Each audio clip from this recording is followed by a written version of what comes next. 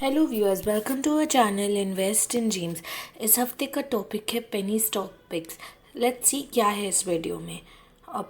First will be discussing penny stock का मतलब क्या होता है, then our favourite penny stocks, reason why we picked them, और price ranges and targets. So sit back, watch and enjoy the video.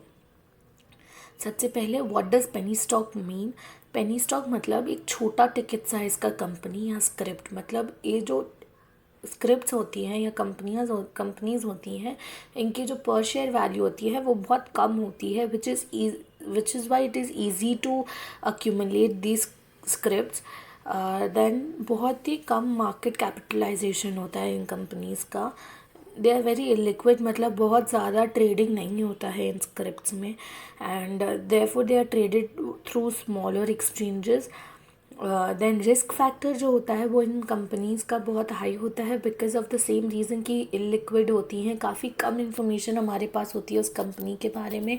So it is pretty risky, but also at the same time, if we have picked the right companies, they are very rewarding. Companies जो होती हैं, जो penny stock companies होती हैं, बहुत सारी company ऐसी होती हैं जो फंडामेंटली स्ट्रॉन्ग नहीं होती हैं, but out of all those we have to cherry pick the companies जो फंडामेंटली स्ट्रॉन्ग हो, टेक्निकली भी स्ट्रॉन्ग हो, एंड देयरफॉर रिस्क लेने से हमारा जो रिवॉर्ड है वो काफ़ी अच्छा होता हो। सो लेट्स सी हमारे पिक्स कौन से हैं। First is NBCC India limited. काफ़ी स्ट्रॉन्ग फंडामेंटली स्ट्रॉन्ग कंपनी है, गवर्नमेंट ओन्ड कंपनी है, काफ़ी स्टेबल और स्ट्रॉन्ग डिविडेंड पे करती है ये कंपनी। काफ़ी कम रेट पे अवेलेबल है, मतलब जो प्राइस है इसका that is around 47 to 48 as of now, which is very reasonably priced. Technically भी काफ़ी स्ट्रॉन्ग है ये company, and the business kind of business that they do is all round business. मतलब ये ज़रूरी नहीं है कि अभी हम लोग मार्केट्स में कौन से साइकिल में चल रहे, बूम में है या रिसेशन में है, या we are going through a correction और what, but this company is going to give you a stable return. मतलब when the market is going to fall, possibly इसका फॉल डाउन उतना ज़्यादा नहीं रहेगा, it will still be giving you returns. So आपका accumulation range होना चाहिए 43 to 46 के बीच में, और आपके टारगेट्स होने चाहिए 65 to 70 के। नेक्स्ट है Indraprastha medical sector is a preferred sector, because अगर इतने हाई पॉइंट पे कहीं पे अगर हम ये देखते हैं कि मार्केट में छोटा सा करेक्शन आएगा या साइडवेज मूवमेंट आएगा, देन मेडिकल सेक्टर और pharma sector is going to be a defensive sector, which makes it pro sector और a good sector to invest in as of now. Then debt कम होते जा रहा है कंपनी का on Y basis. Technically strong है ये counter. अभी जिस वैल्यूएशन पे अवेलेबल है वो काफ़ी रीजनेबल वैल्यूएशन है as compare to its peer in this sector. FIIs अपने स्टेक इंक्रीज़ करते जा रहे हैं।